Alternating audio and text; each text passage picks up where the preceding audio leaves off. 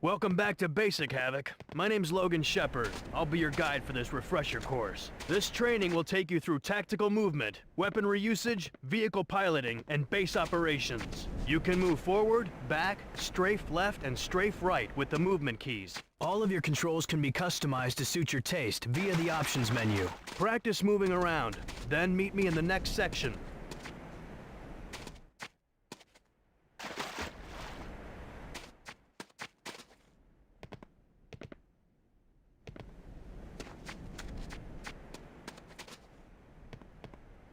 Here you'll learn about jumping and climbing. Pressing the jump key makes you jump. To climb a ladder, approach the ladder and press the action key. Now it's time for a test. Climb this ladder and jump to the opposite crate.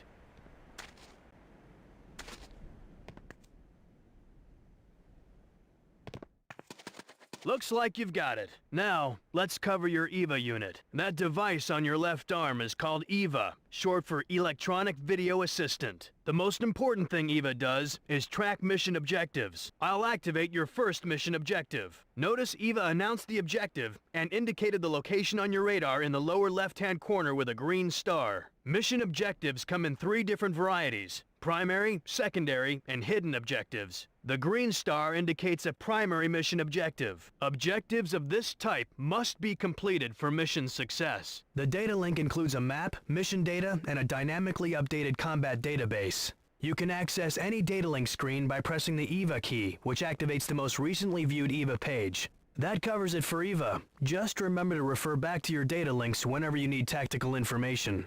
During missions, the action key can be used to interact with people and equipment. You can talk to a soldier by using the action key. Ask the soldier at the exit to open the gate, and we'll move on.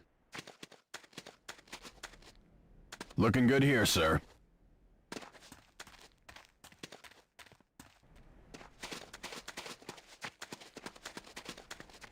This door requires level 1 security clearance. This door requires level 1 now, security I'll show you how to use level security 1 cards. security Notice the clearance. color of this door. You'll need a green security card to open it. Yellow doors will require yellow cards, and red doors require red cards. Here's a green security card. This is the Advanced Guard Tower. It provides automated base defenses. Now, head inside and down the elevator. Sydney is waiting for you there.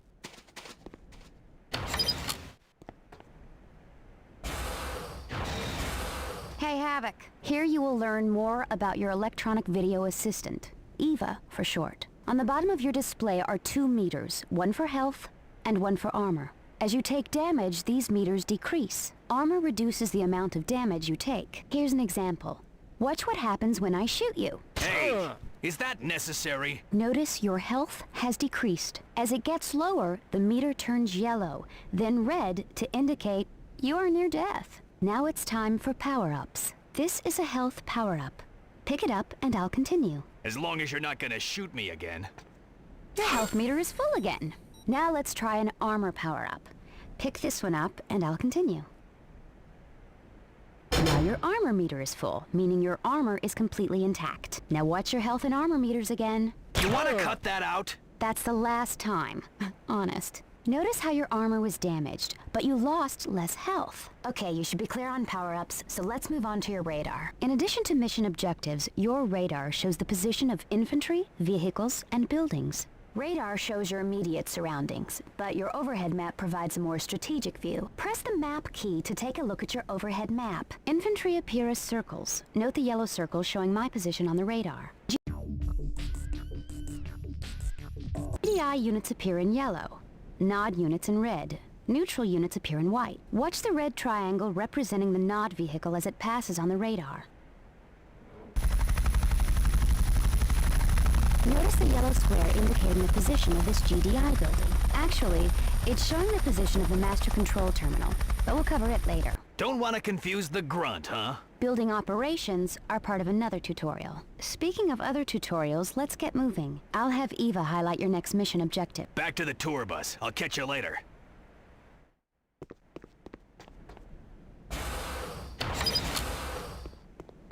She likes me. This is the infantry barracks. Inside, Gunner will explain weaponry basics. Hi, Havoc. Gunner, long time, pal. What you got for me? This is the infantry barracks where we process recruits. Nod has an equivalent building called Hand of Nod. We'll be using this infantry barracks in the firing range out back for weaponry training. This first weapon is the Havoc Commando Elite Falcon automatic pistol. Select it by pressing the handguns key and head out back to the firing range. Notice your targeting reticle has an outer circle and an inner dot. The outer circle shows where you're pointing the weapon. The inner dot shows where the weapon will actually hit. You may have an obstacle in the way which prevents you from targeting properly. Point the automatic pistol at any target on the range. When you have a valid target, the reticle turns red. If you're reloading or out of ammunition, the reticle turns yellow. Further information about your target is displayed near the targeting brackets. Point the weapon at any target and press primary fire. Aim for the head to maximize the damage dealt per shot. Shoot all the targets in the range and we'll cover sniper rifle training.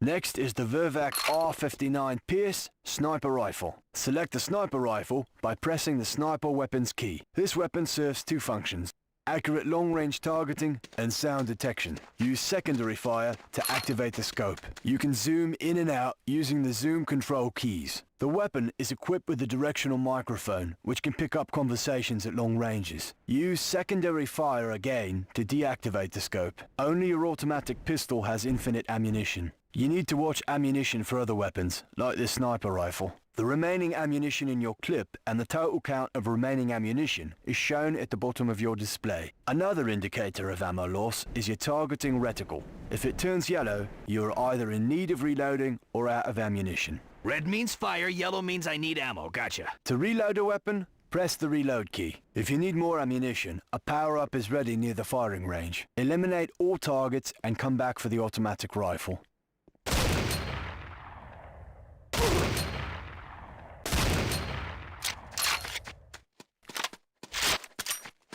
The next weapon is the Corbretti AR-70 Raptor automatic rifle. Use the automatic weapons key to select this weapon. This is good stuff, Gunner, but when do we get to the real explosives? Eliminate the targets and then come back for more exotic weaponry.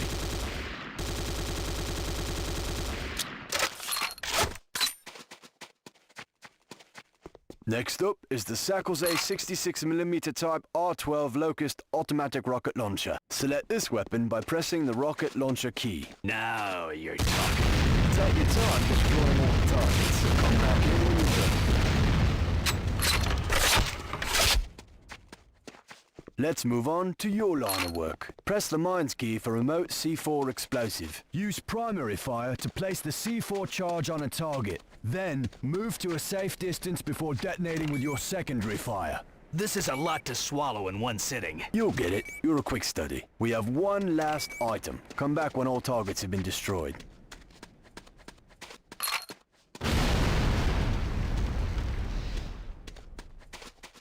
This last item is the GS2 Godsend satellite targeting device, otherwise known as the Ion Cannon Beacon. This is used to guide orbiting ion cannon satellites to their targets. Nod has a similar device known as a nuclear strike beacon. You can guess what it's for. Select the beacon, head out to the firing range, and place it in the location designated by the objective marker on your radar. Arm and plant the ion cannon beacon by using primary fire. Arming a beacon takes a few moments, so you'll have to stay put till the arming meter has completed its sequence. Once the beacon is set, retreat to a safe distance to avoid damage from the ion cannon blast. After you're done, head in and all send you on your way.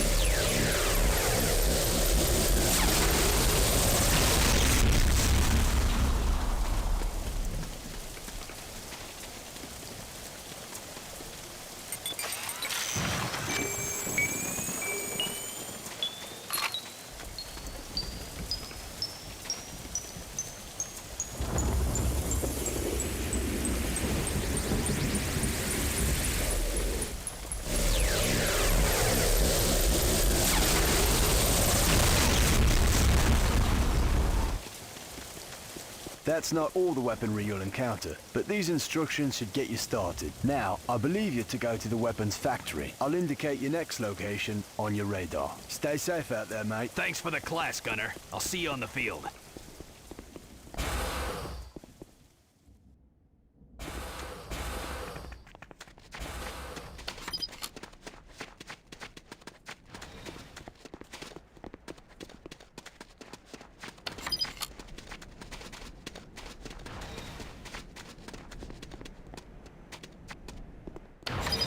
This is the weapons factory. Head inside and Hotwire will continue your instruction. Don't wait up for me. Wish I didn't have to, sir. A pleasure to work with you again, Havoc. This is the weapons factory. The weapons factory controls vehicle production at your base. Nod uses a different approach. They rely on airstrips instead of weapons factories. When you see an empty vehicle on the battlefield, climb inside and use it to your advantage. Head outside and approach the Humvee.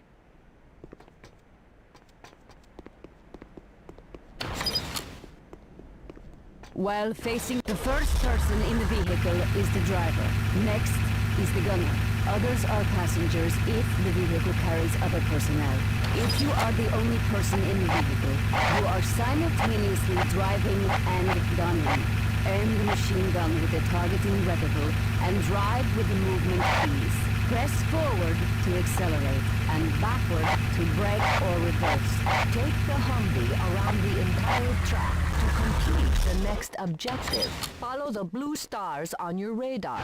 Drive to each Next vehicle is the medium tank. This is a treaded vehicle, meaning it turns tighter and has more armor, but is slower than wheeled vehicles. The controls are very similar. Take it for a spin around the track, then meet up with Logan for the next lesson. You can squish infantry units with some vehicles. Here are some targets for you to practice squishing.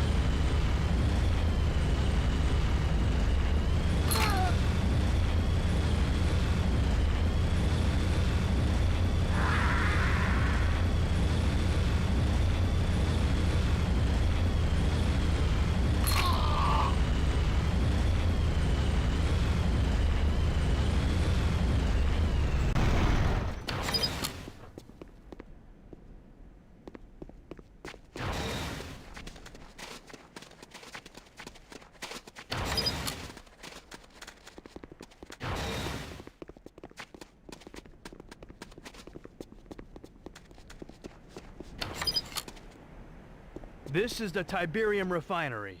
Dr. Mobius will explain its operation inside. Come back when you're done.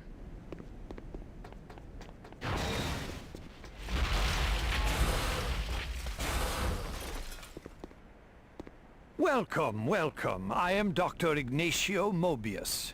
This is the Tiberium refinery, a processing center for Tiberium harvests. All base operations and production rely upon the harvesting of Tiberium. Simply put, Tiberium is the primary source of income for your base. The same is true for Nod. Tiberium itself is still a mystery I have yet to solve, but we do know it collects valuable minerals from the surrounding area. Suffice to say, Tiberium is valuable. The important thing to know is it is also harmful to human tissue. Stay away from it or expect damage. Go outside and meet with the officer. He will continue your tour of the facilities.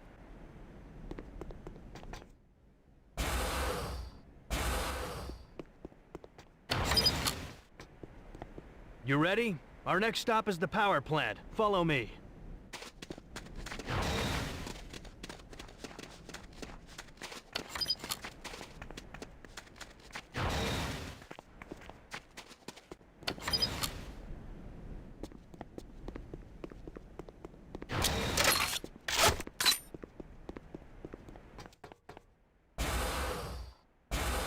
My name is Elena Petrova. This is not my normal field of work, so I'm going to make this quick. This is the power plant. It supplies power to other buildings.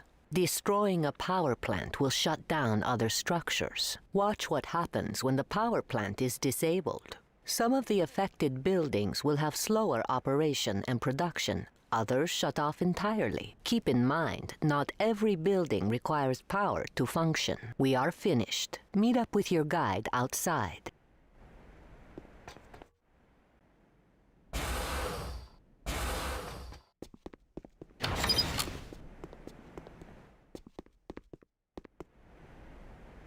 That's it. My job's done, sir. Captain Parker, I'm Lieutenant Moss. To show the effects of building destruction, let's start a simulated Nod assault.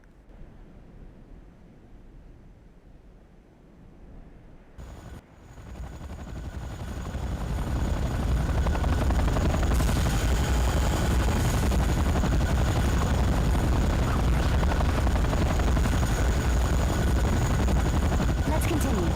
Destroying a building from the exterior is difficult, especially when the building is under repair. Notice the GDI engineer working on the master control terminal inside. Master what? Master control terminal. The heart of a building. This is what happens when a building is destroyed. Once a building is destroyed, it can no longer be repaired. You can complete the tutorial by eliminating the Nod officers, who are coordinating reinforcements. You'll recognize them when you see them, but your reticle information will tell you for sure. If you need more weaponry or armor, you will find